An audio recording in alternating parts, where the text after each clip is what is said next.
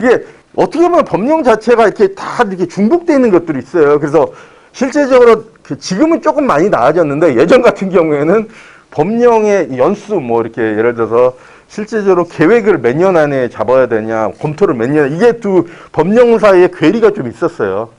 왜냐면 담당하는 공무원들이 틀리기 때문에 둘을 안 맞힌 거죠, 서로.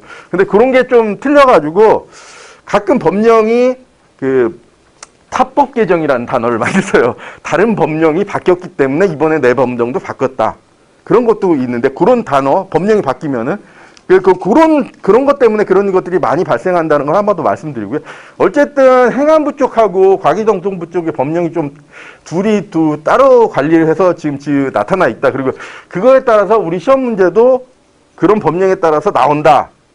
까지가 기본적인 전체적인 법령에 대한 큰 숲이라고 생각하시면 됩니다.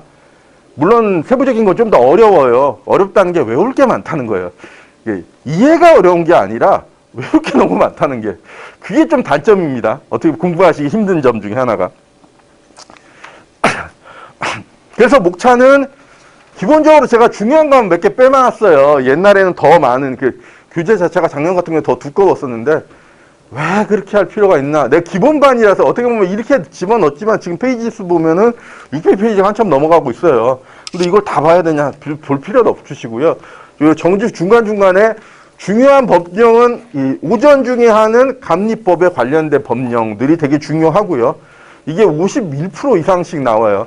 그 다음에 나머지 법령은 여기 있는 법령 말고 다른 법령도 시험 문제에 나와요. 그래서 나머지 한 48에서 49% 정도 나오는데, 요것도 요건 전체적으로는 좀 보셔야 되고, 요 정보화 법령 같은 경우에는 사업대가 산정 가이드, 행정기관이 공공기관 정보시스템 구축 운영 지침, 그리고 공공 데이터에 관련된 공공 데이터 관리 지침, 뭐 이런 몇 가지만 보시면 돼요. 지금 현재에서는. 왜냐면 나머지는 그냥 기출문제 위주로, 기출문제 시험 문제 어디가 나왔다면 역으로 그 법령을 찾아가지고 그 부분만 읽어보시거나 암기하시면 됩니다.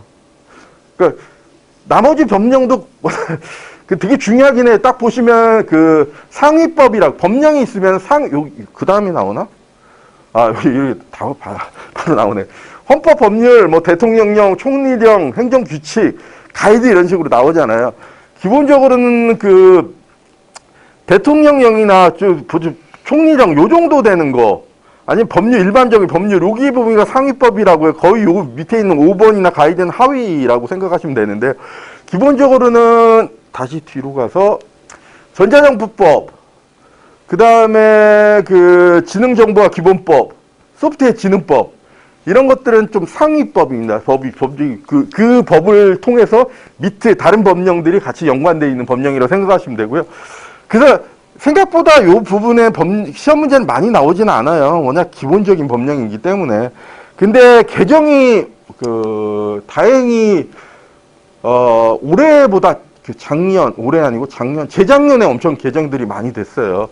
예, 뭐냐면 옛날에 지능정보화 기본법이 옛날에 국가정보화 기본법이었고요.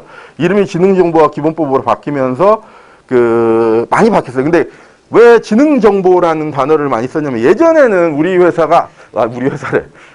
회사에 일을 많이 해가지고 우리나라가 예전 같은 ICT 되게 강조했잖아요.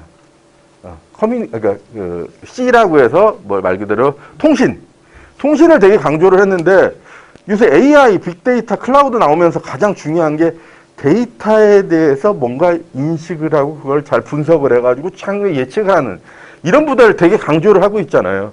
그러다 보니까 단어 자체를, 통신이라는 자체에서 거의 날렸어요. 그리고 이 지능정보, 지능하고 정보를 모든 단위가, 그래서 옛날에 많이 하는 NIA, NIA, 옛날에 전산원이 한국전산원이라는 단어를 썼었잖아요. 그러다가 한국정보화진흥원 이런 단어 쓰고, 그런데 그런 단어 자체도 지금 다 지능정보화, 그렇게 해서 지능정보를 되게 강조하는 세상이다. 좀 AI 때문에. AI가 거의 선두로 나가고 있잖아요. 다른 것보다. 옛날에 빅데이터나 클라우드, 물론 잘 나갔긴 한데, 클라우드 되게 중요하긴 하죠. 그러니까 제가 왜 이런 얘기를 드리냐면, 참고로 하면은, 법령을 알려면은, 전체적인 흐름을 좀 아셔야 돼요. 전자신문 같은 거에서 나오는 그런 흐름을 아시면은 아, 중요한 게 뭐, 어떤 법령이 중요하구나, 어떤 부분을 나라에서 강조하고 있구나. 그래서 감리에서도